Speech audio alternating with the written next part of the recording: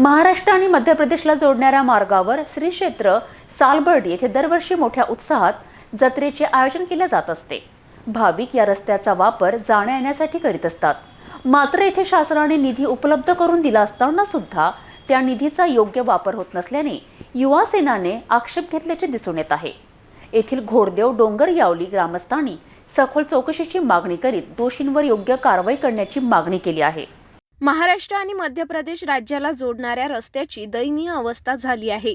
याच रस्त्यादरम्यान येत असलेल्या घोडदेव डोंगरावली रस्त्याचे बांधकाम निकृष्ट दर्जाचे सुरू असून संबंधित ठेकेदार व अधिकारी यांच्या संगनमताने दुर्लक्ष होत आहे।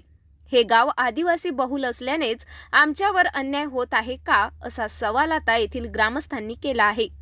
याच मार्गावर श्री क्षेत्र सालबर्डीची यात्रा दरवर्षी आयोजित होत असल्याने बांधकामाचा योग्य वापर होत नाही। या बांधकामाची चौकशी करण्यात यावी, यासोबतच दोषींवर कारवाई करण्यात यावी अशी मागणी घोडदेव डोंगरावली ग्रामस्थ करीत आहे। चौकशी करून योग्य कारवाई केली नाही तर युवा सेना पदाधिकारी कार्यकर्ते रस्त्यावर उतरणार असा अल्टिमेट प्रशासनाला दिला आहे। कुठे गेले आपले ठेकेदाराचं लक्ष नाही आहे। सर्व बोगस कारभार चालू असून यांच्याकडे माझं घोडदेव या नात्याने आव्हान आहे की येत्या 8 दिवसात या रोडाचं व्यवस्थित बांधकाम सुरू व्हायला पाहिजे, अन्यथा युवा सेनाच्या तर्फे आंदोलन करण्यात येईल।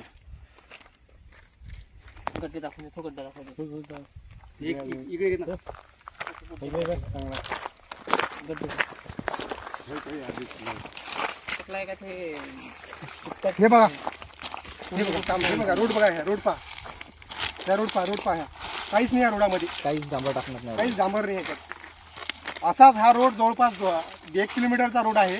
सर्व रोड बोगस कारभार आहे, बिलकुल बोगस। याच्यामध्ये डांबर नावाचं कोणती गोष्टच नाही आहे। हे बघा, हे बघा, ठेकेदारावर कारवाई करा ना।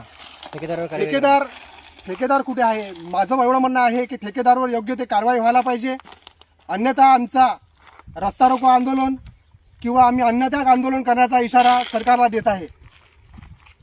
हे बघा रोड, हे बघा, हे सर्व रोडाचा कारभार, हा रोडाचा, हे बघा, काहीच नाही याच्यात, काहीच नाही।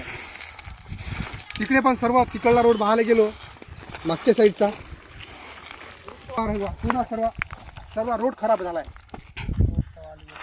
यावेळी युवा सेनेचे पदाधिकारी दीपक भोकरे, निलेश धुर्वेसह मार्गदर्शक सुनील केचे, गजानन गायकवाड, दिनेश परतेती, प्रकाश मरसकोल्हे, आकाश भलावी, हिमांशु काकडे व असंख्य गावकरी उपस्थित होते।